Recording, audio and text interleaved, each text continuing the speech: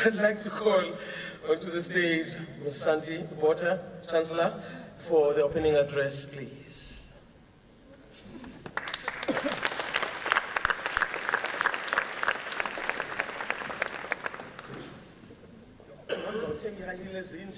Next week.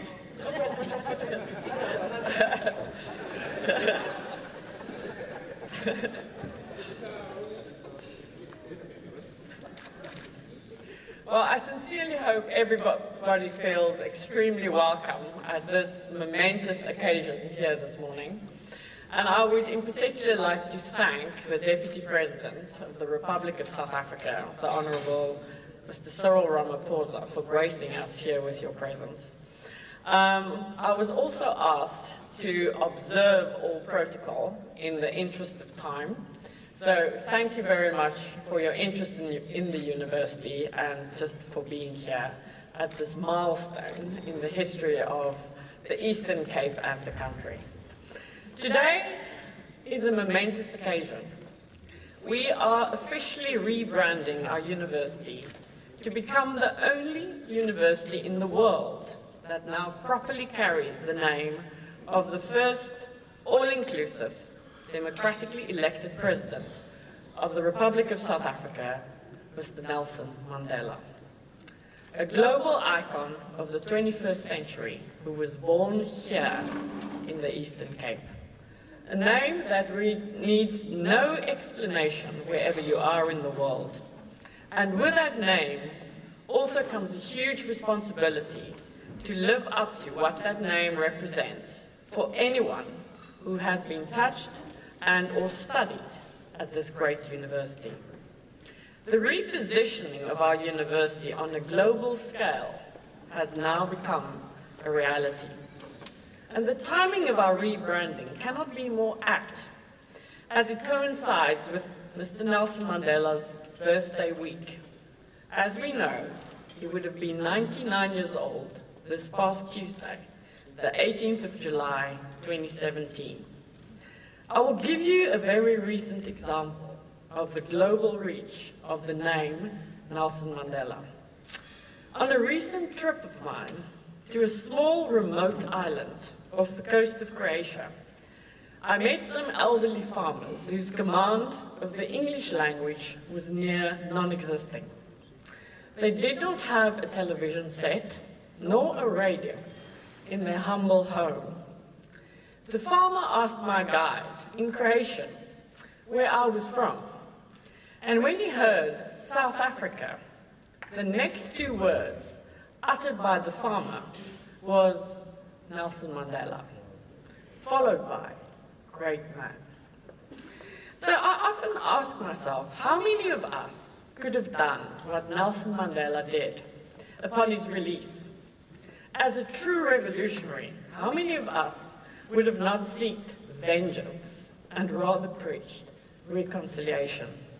How many of us could have turned the final chapters of our own life into a new beginning for all of our nation's people? For in bringing down the evil of apartheid as a freedom fighter, Nelson Mandela raised us up. His wisdom, his patience, compassion, inspires us to be better people and unify us as a nation. His determination to break away from the chains of the past enabled us all to join him as the masters of our fate and the captain of our souls. He showed us that one man's courage can change the world, and he calls on us to make choices that reflect not our fears, but our hopes in our own lives and in the lives of our communities and our country. So with the rebranding of this university to become the Nelson Mandela University, the question is whether Madiba would be proud of the association. And my answer to that question will undoubtedly be yes, he would be immensely proud. Why? Quite simply because the core values that Madiba represents of integrity, Ubuntu, inclusivity, equality, proudly South African, proudly African, courageous, to name a few, are what this university has been founded upon and what it strives to live up to. Nelson Mandela University, under the formidable leadership of our outgoing Vice-Chancellor, Professor Derek Swartz, and his team, stands proud today with 27,000 students and the highest ever number of graduates, namely 6,700. This September, the only dedicated Ocean Sciences campus in South Africa will be launched here in Port Elizabeth, with approval also granted, as you've heard, for a medical school to be launched in the next few years.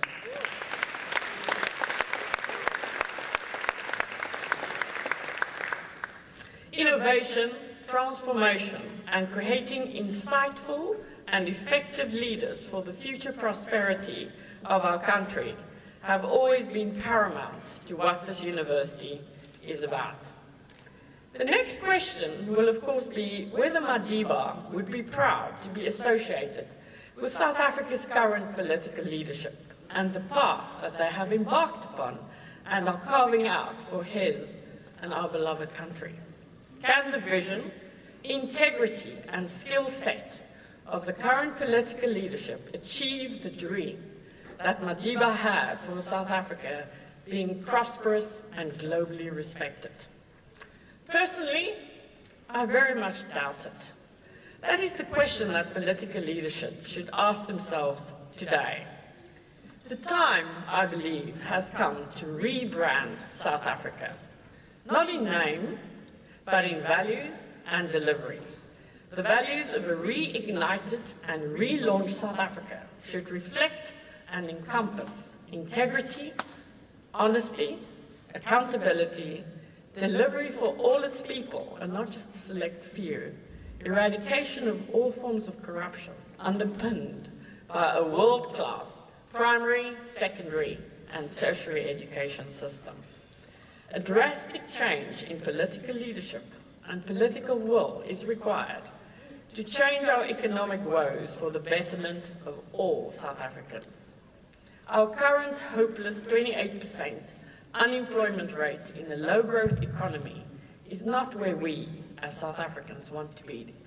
Needless to say, the current volatile and polarized political climate will remain the single biggest threat to any real economic recovery.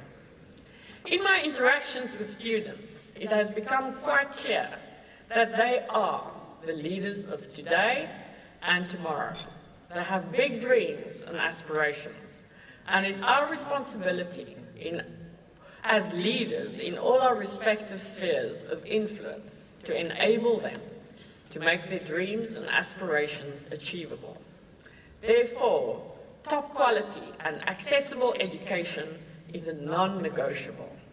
The debate around free, quality, decolonized education needs to be addressed by all concerned citizens to ensure that we find the best workable, long-term solution for the future prosperity of South Africa.